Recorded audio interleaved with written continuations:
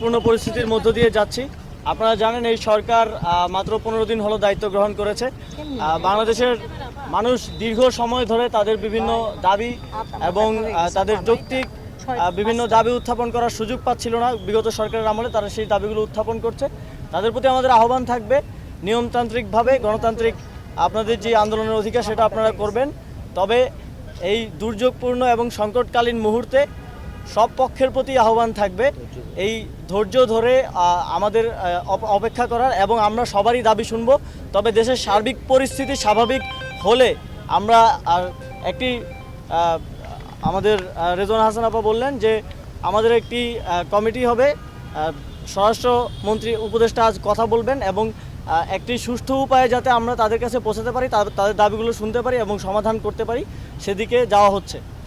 এবং একই সাথে এই দুর্যোগপূর্ণ মুহূর্তে দেশের সকল পক্ষকে ঠিক